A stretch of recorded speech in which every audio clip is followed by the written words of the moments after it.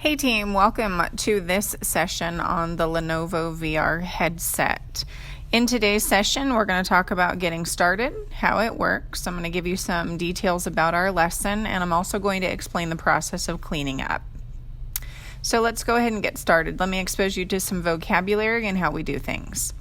This is what the Lenovo headset looks like, and this is also what the wand looks like. Whenever we are working with a Lenovo headset, it is essential that you stay seated while you are wearing the headset. It's easy to get disoriented, and I do not want you to fall down.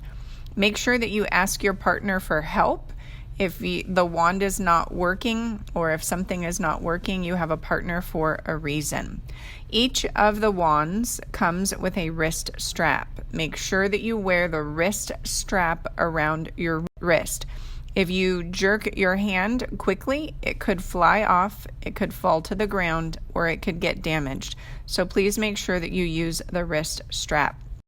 Make sure that you ask for help if something goes wrong. You might need to recalibrate your wand, or we may need to turn your headset off and then back on again, and that is okay.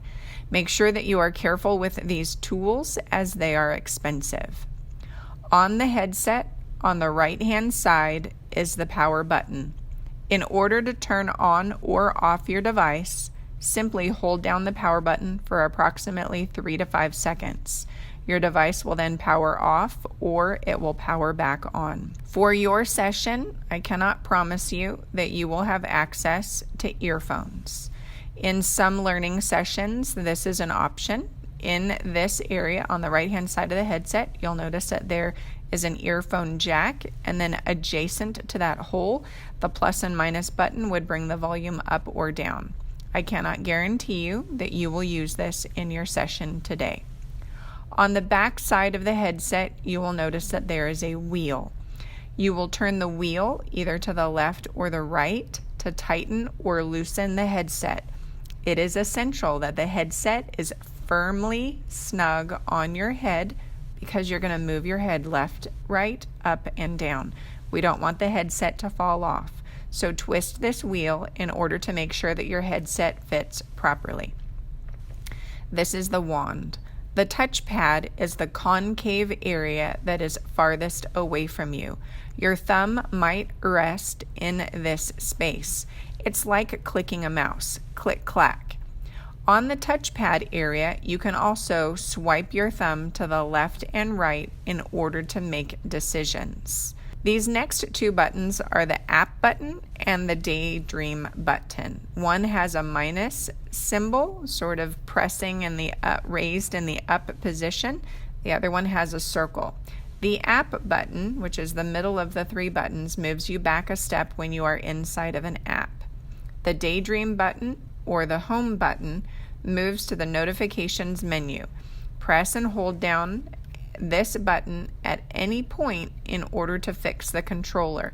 When it comes time to calibrating your wand will be stretched out forward. Stick your arm all the way out forward. Hold this button down for about 3 seconds, and then your wand will recalibrate. Ask your teacher for help if you need help. We will not use the headsets in our session. However, the volume buttons are also located right here. Safety first. Space, space, space. Make sure that you're spaced apart from one another, approximately 1 arm length apart from each other, because as you're wearing the headset, you might lean forward, reach to the left, reach to the right. I don't want you to bump into each other. I mentioned it earlier, but I have no problem saying it again. Make sure that you stay seated at all times. If you cannot obey this rule, you may lose your opportunity to participate in today's learning session. Next, let's move into the main navigation screens. Your Daydream Dashboard will look somewhat like this. At the bottom of the screen, it says, "Note, this will show no internet connection and you will not see all of the featured content." Let me repeat. No internet connection. Typically, after I show this video, I'll have 2 or 3 students raise their hand and say, "Oh no, there's no internet connection." And I have to remind them, remember in the video when I said there's no internet connection? You have no internet connection on purpose. So please don't raise your hand and tell me that you don't have internet connection. I know this. You have the library button in one of two locations. On this last screen, it's located in the middle on the bottom. Sometimes I'll call it the waffle because it looks like a waffle. Technically, it's the library, so I'll use either one of those terms interchangeably. If you're ever on a screen like this, you can get back to the library. On the right-hand side, you'll notice where that arrow is pointing to the library. Both of those locations will take you back to the library. Once you've activated the library, you have a few options to choose from. Later on in my presentation, I'll show you one of three options that you might use in today's learning session. I talked about calibrating earlier, but I'll repeat it again. In order to calibrate, point your arm forward, hold it in the straight forward position. Make sure that you click down on this button, the home button. Keep it in the down position for approximately 3 to 5 seconds, and that will recalibrate your controller for you. This may need to happen between users. Sometimes it may need to happen 2 or 3 times in one session, and that's okay. That's pretty normal. Make sure that you listen carefully to your teacher's voice and that you listen to all instructions. If you need help, reach out and ask your partner. That's why you have one. Raise your hand if you have questions, and wait patiently. It may take 2 to 3 minutes for your teacher to come to you in order to solve that problem, so please be patient. Make sure that you use your chair carefully. You might be startled by some of the things that you see on the screen in front of you, and that's okay, but just please make sure that you use the chair carefully. Your teacher will let you know when it's time to switch. Please do not protest by telling your teacher that you're not finished. When it's time to switch, it's time to switch. And when the teacher says that our time is finished because somebody else needs to use these materials. So respond to these pieces of leadership with wisdom. When your name is called, or when your group is called, or when your teacher looks at you and says it's your turn, that's when you have permission to come and gather your resources. We're always going to use our walking feet in class, and then please remember to sit down. Your class may or may not use the Welcome app. Just listen to your teacher's leadership. Here are a few warning slides. If you cannot follow directions, you will not be a part of this awesome learning opportunity. So make sure that you listen carefully. Keep your hands to yourself and be kind to your neighbor. When your neighbor is looking at a giraffe or an elephant or a tarantula, it is not acceptable to reach over and touch your neighbor.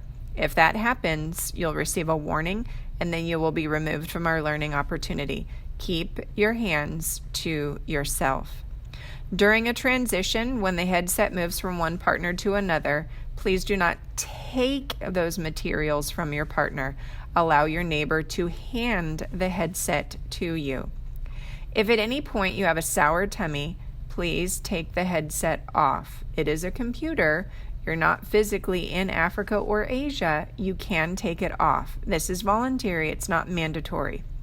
If you're going to get sick, you have permission to leave the room and go straight to the restroom. If you cannot make it to the restroom in time, go ahead and use a trash can or a bush if you're going to get sick. It might sound strange that I'm giving you this counsel, but I've so far had 3 students puke as a result of using the VR technology. So if you do get sick, that's fine. You don't have to use these materials. And here we go. If your device is not already in the on position, go ahead and turn it on. Again, make sure that you adjust the wheel so that it tugs on your head appropriately. Listen to your teacher's leadership. You may or may not use the Welcome app. Head over to the library and then listen to your teacher's leadership. In your session, you will go one of 3 places. You might either go to the Welcome app. If you go to the Welcome app, you might be looking for animals. You might use a flashlight. You might point to the sky. You might spin the solar system. You might toss a stick with a fox, or you might discover items in the desert. If your teacher asks you to go to the Skybox, there are 3 videos at this time available in the Skybox. When you enter the Skybox, it will look like you are in Arizona.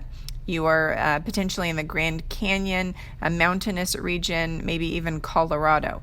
When you're looking around left and right, you'll eventually come to 3 panels that look like this. Your teacher will give you leadership and let you know which videos you will use for this session. You might see koalas, pandas, snakes, zebras, or giraffes, to name a few. Those animals may come close to you and appear as though they are about to lick you. Team, it's only a movie and you don't need to scream. Remember to stay seated. Lastly, your other option is expedition. If your teacher is guiding you through an expedition, you would choose this app right here.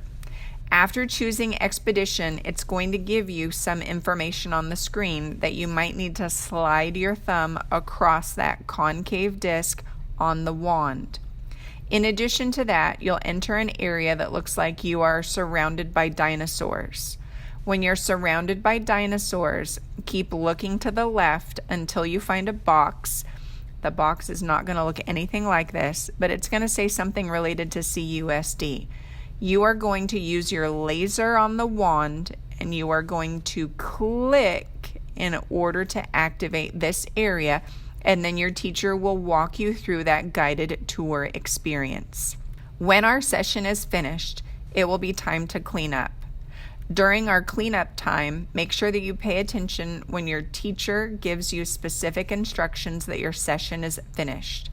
Listen, respond well, and then take those materials over to your teacher with walking feet.